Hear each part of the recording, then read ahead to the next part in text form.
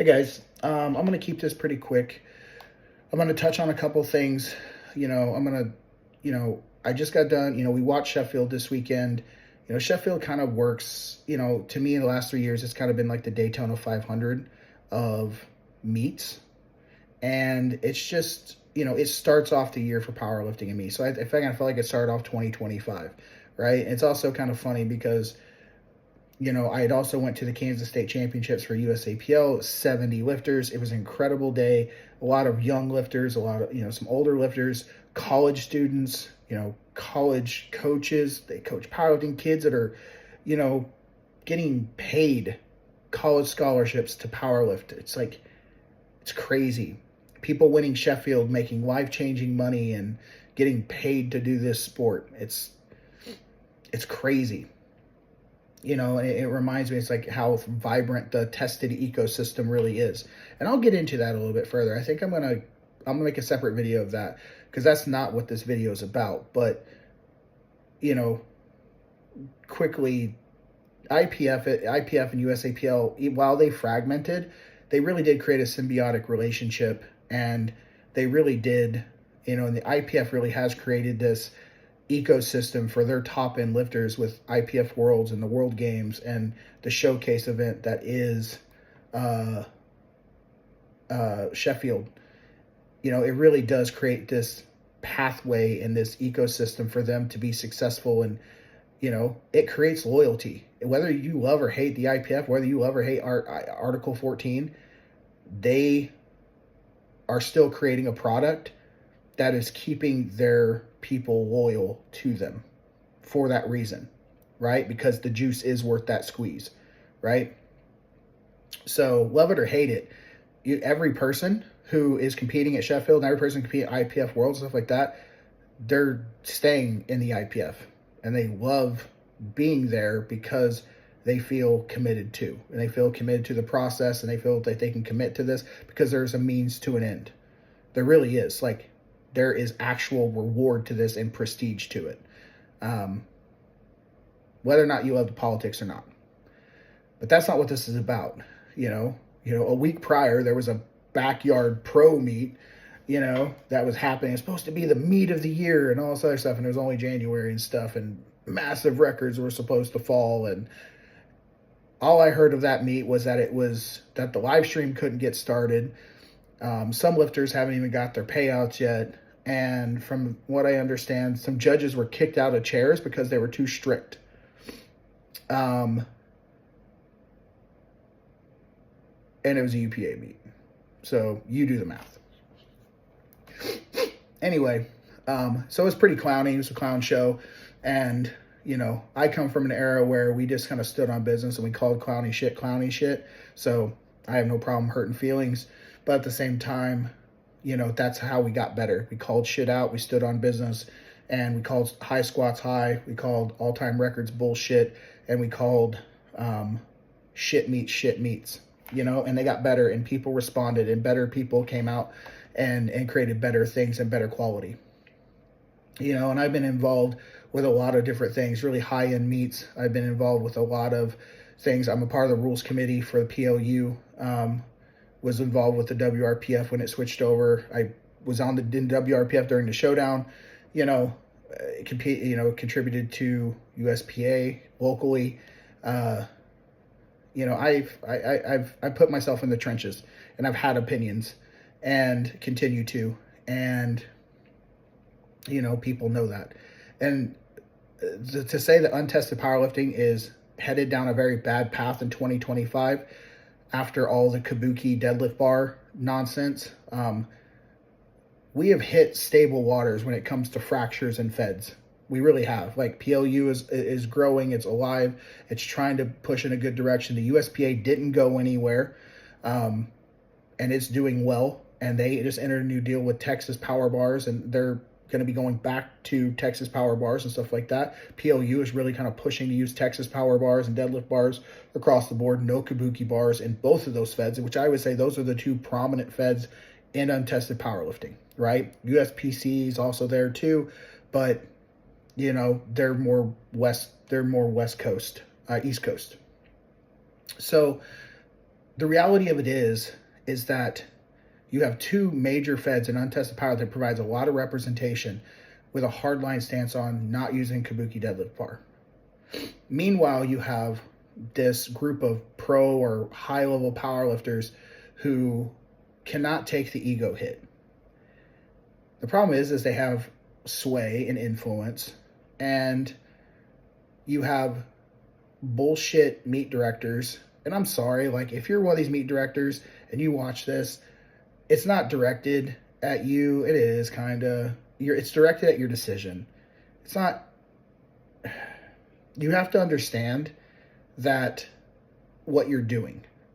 You may think what you're doing is you're doing it to cater to some pro level powerlifters and cater to your friends. But in reality, you're debilitating the sport. The first thing you do to rectify any problem, and the Kabuki deadlift bar, no matter how you slice it, it was a mistake. We can't go back and change the mistake. The only thing we can do is move forward in rectifying the mistake. And in 2025, people have a choice. There are feds and there are people and there are meet directors who are committed to really fixing this solution and starting to fix this solution. There are a lot of ways to fix this, and I can talk about that more. Like, it's everything from, making changes to scrub it out or adjusting weight classes. There's all kinds of different ways to do this. We're probably overdue for a weight class shift anyway. The IPF done it years ago. The rest of the sport's probably due for a weight class shift anyway. Like, that's just one idea, right? And it's not a crazy idea because you just had the USAPL create 2 brand new weight classes off the cuff for more competitive play. So just don't call something stupid until you've actually thought about it. And so with that said, you have these big prominent feds who run really big meets. The PLU is involved with Ghost Clash, the American Pro, and Power Surge. 2-3 really big meets. And they're taking a hardline stance to not use the Kabuki deadlift bar. And people pulled out of Ghost Clash because of it. Because they can't handle the ego hit. Who cares? Good riddance to those people. Because you're a part of the problem. So let's just stand on that real quick. And let's just call some spades. Lifters. If you're not going to do a meet because you can't use a Kabuki deadlift bar, you're a problem. And good riddance to you. Because this is how Multiply died. The reason why Multiply lost credibility and it died in certain spaces is because the lifters failed to adapt to new standards and new capabilities and new things that would make the sport more credible, right? So with that said, when the USPA came along, they supported Multiply. But people would show up to Multiply these meets and they would have to squat to depth. So people stopped showing up to. They were bombing out. So they went back to their APFs, they went back to their SPS, they went back to their buddies' backyard meet so they could get their 2-inch high squats passed, right? And now all you have left is like the IPA and some other feds that literally just have shit standards and no one squats to depth, and it is what it is. It's the clown show that it is today that no one cares about. And they have everything. They have bench bars, they have 38 millimeter bars. Like, it's a clown show. And so with that said, the Kabuki deadlift bar is basically just becoming that, but way less gear. But essentially at this point, hell, you could just make any meet that wanted to use a Kabuki deadlift bar should just be classified as unlimited at this point. Yeah, you can go set records on unlimited on a Kabuki deadlift bar. Do that. Raw unlimited. I don't know. Classified as that. But like, lifters who decide to engage in this is a part of the problem. And there was a time when you got called out for that bullshit. And so when the PLU took the stance, it took no time whatsoever for like people and meet directors, like some 365 strong, like to come out of nowhere and say, oh, we're going to do a meet. We're going to do a pro meet. And we're going to give out $1,000 and we're going to give out, no one cares. No one cares about your $1,000. That might buy you a gallon of milk and a tank of gas. That's not going to pay for your trip to Mobile, Alabama. Like, no one cares. What people care about is they see that like you're just perpetuating a problem, and you're gonna like, oh, everyone else has abandoned the Kabuki bar, but come get your records here. That sounds like some backyard multiply bullshit. And that's what it is. It's bullshit. You're capitalizing on some bullshit thing that needs to go away. And you're going to continue to perpetuate a problem that needs to go away so that we can solve it once it's gone. Right? Step 1 is stop using the goddamn bar. Step 2 is we actually come up with an actual idea that actually solves the problem or removes the problem so that we can start fresh, or we can make adjustments, work with open powerlifting, adjust weight classes, do something new, right, to figure this out. But then you have other meet directors cropping up. Oh, by the way, we're going to be using Kabuki bars too. Why? Why? Because it makes you cooler with your friends? Do you even care about the sport? You know, do you care at all? Like, why don't we just go back to squatting high?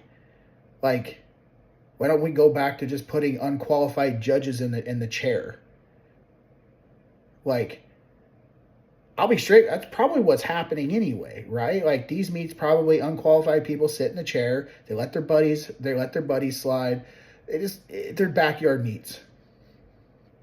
Flat out, they're backyard meets.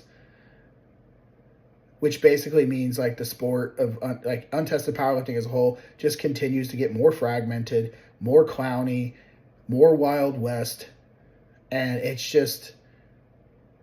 doesn't matter. And you could respond with some apathy and say, well, it's just a hobby. Yeah, it is just a hobby. And it'll always just be a hobby. Meanwhile, tested powerlifting is actually like not a hobby for some people. It's a legitimate means to an end for them. It's a source of accomplishment. It's a source of validity. It's a source of like credentials and accolades. You know? The funny thing is that people fail to see that because many of these people have already rode the coattails of the old generation. What we stood on and in the environment we created, you fail to see what happens when you perpetuate this bullshit, right? There was a reason why we walked out squats. There was a reason why we challenged each other to do the hardest things possible. It's a reason why we abandoned wraps as a collective group of people when we went to sleeves, right? It's a reason why the people are drawn to a power bar on all three, right? If you in 2025 are doing meets because with a Kabuki deadlift bar, you're a part of the problem of the fragmentation of untested powerlifting. If you actually care about the sport and actually care about actually making it better, you'll follow suit with the rest of the sport.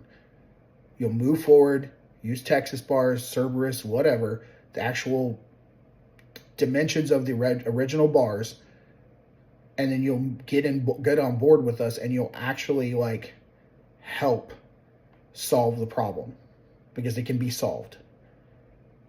And then your ego can be saved, right?